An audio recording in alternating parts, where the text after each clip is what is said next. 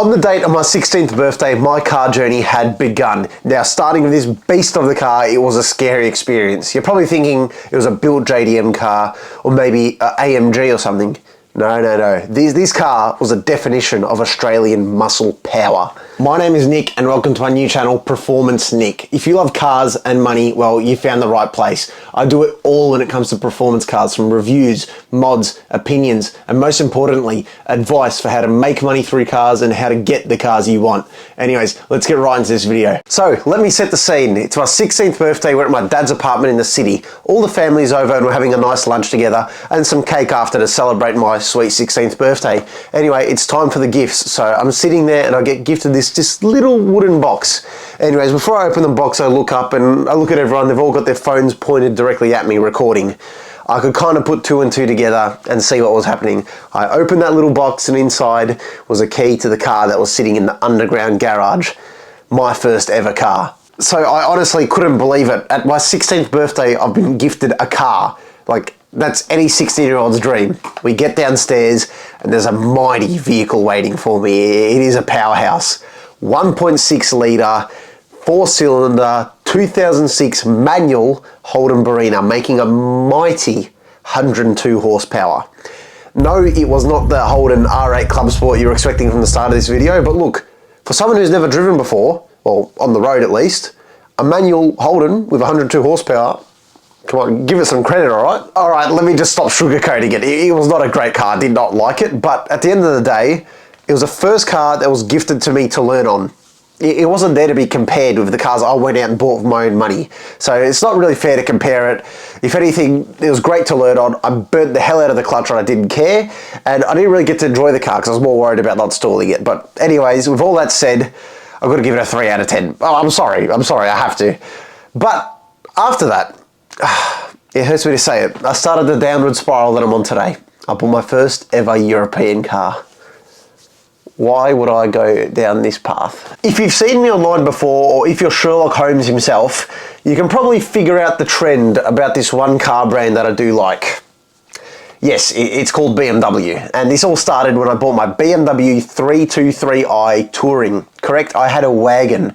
Now the best part about it was so unique. It was dark blue on a beige interior and a wagon. You don't see that often, so it was kind of a unicorn in its own sense, and it was an awesome spec. Now, of course, the performance aspect wasn't there, but it was never meant to be a performance car. It was more of a cruiser, and honestly, it looked good doing that. It was one of the sexiest cars I've owned, especially with that color combination.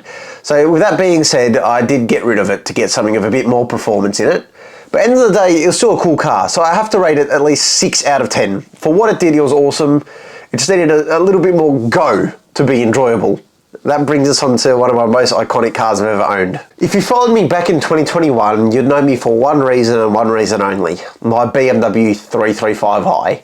It was a 2007 E93 black on red interior 335i with the iconic N54 motor, and I would have kept this car for a lot longer if it wasn't for this one just little issue it had. After I finally got my hands on this car, I had to do a few little modifications to it, and well, this is the car I've most modified so far in my whole life. So starting with cosmetics, I put the black carbon fiber wing on it, new tyres and wheels all around, carbon fiber interior pieces, black kidney grills and the LED halo lights, then modifying the car itself performance-wise, changed the air intakes to cones. I also put a new exhaust system and I had an MHD flash tune on it.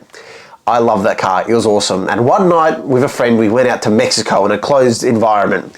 We're going out having amazing fun in the car, and I came up to this big empty area. I'm like, you know what, let's try to do some donuts. So I go get ready to do it, start doing a burnout. Oh wait, what happened? It just clunked, what's that noise? Oh no, this BMW noise I've heard before is playing. PTSD from that noise. The car sounds like a rotary now. It's making this weird brapping sound. I'll play a video of it.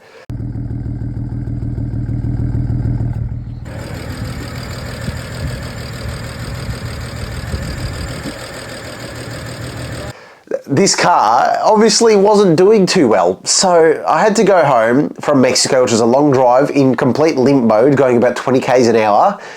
And well, that was the downfall of the 335. The next day, the dash is like a Christmas tree. I have to get the car towed to a mechanic. It cost me $3,000 just to get it running how it should be. And he told me that there were other sides that more problems were coming in the near future. So I did the smart thing. I sold the car. It really hurt me. I was so sad after selling it, but look, it was a smart decision to make. So I have to rate this car a 7.5. If the reliability wasn't an issue, trust me, you'd be getting like an 8.59. But the issues I had with it, the thousands of dollars I spent just fixing it, and even wanting to brake after fixing it, it just threw me over the edge and I knew I had to pull out of it. So going for the hat trick, the 3 in a row, I bought another BMW. You'd think I'd learned my lesson, but well, clearly it doesn't just work in my brain like that. I bought a BMW 320i M Sport. Now this car was for a quick flip. I've already made a full YouTube video on flipping this car and how I made money from it, and I'll link that below and at the end of the video as well. But I bought the car for a flip. So bought it, cleaned it up, got photos ready, broke down on me, cost me a lot of money to fix again. Common BMW trend here. Sold it and made a profit in the end. Look, I can't fault the car. It did what it should have. There's no complaints. I'll rate it a 6.5. It was comfortable, fun to drive, and skids.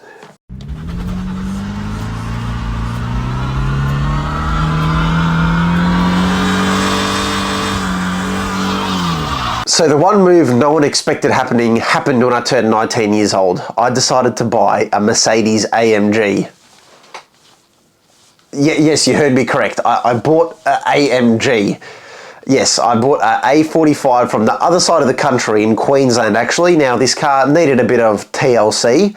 As you can see from the photos, it came in a little bit rough, but regardless, got it ready, got it looking nice. And I mean, my honest opinion, for the price this car is in Australia, which is around $30,000, give or take, I don't think you can get a more well-built performance car for that money. Like, there are other competitors, but this was an actual AMG with an AMG forged engine. It was fast, it was fun, and look, I can't knock it at all there. So I owned the car for 7 months in total. It was my daily driver, and of course it shined on the twisty roads. That's where I had the most fun. And as expected, for a teenager driving an AMG, I did get in a bit of trouble with this car. I mean, it was to be expected. Regardless, I decided to sell the car as it was about to hit 100,000 kilometers, and there was going to be a big drop in price once it hit that. So I got rid of it at exactly 99,000 kilometers. Still made a profit out of it, so obviously can't complain there. Look, the car, I have to rate it an 8 out of 10. It's fun, it's fast, it's good on fuel for a sports car, looks good, and it's actually a dailyable performance car that I enjoy driving every day, and wasn't painful to drive like some other sports cars. Now to the present day. I'm recently turned 20 years old and I've purchased my BMW M4, one of my 3 dream cars, so I can't say I'm not happy. It's just a thrill to drive. I mean, it's literally a BMW M4. If you know anything about them, that's all you need to know. It's got the ability to drift like a JDM car and also stick in the corners like a supercar if you want it to. And in my opinion, one of the most aggressive looking 4 Series models ever made. In my short but sweet ownership time, it ticks every box for me. I mean, it's actually alright on fuel, it's incredibly fun, it's incredibly fast as well, and it sounds pretty good. I know some people hate it, but I love it.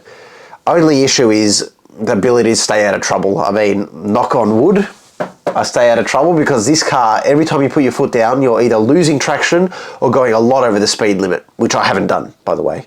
So I have to rate this a 9.5. I know me going on my BMW glaze session, like always, but look, until you drive one, that's all I can say. You need to experience it yourself. So if you're listening, I just said that BMW M4 is one of my 3 dream cars. Now, of course, we've taken that one off the list. There's 2 more left. What are they? The 991.2 GT3 RS, I know, basic before I get the comments, and the other one, the one car which I think is the best car ever made, the Lamborghini Murcielago SV. Now, sadly, I don't think they're coming anytime soon, but you know what? If we keep working hard, eventually, as a channel, we'll get there, and I'll be making this same video rating the Murcielago SV. Anyways, if you want to see how I flipped my 320i and made thousands of dollars of profit with minimal work, I definitely recommend, and YouTube does as well, check out the video right here.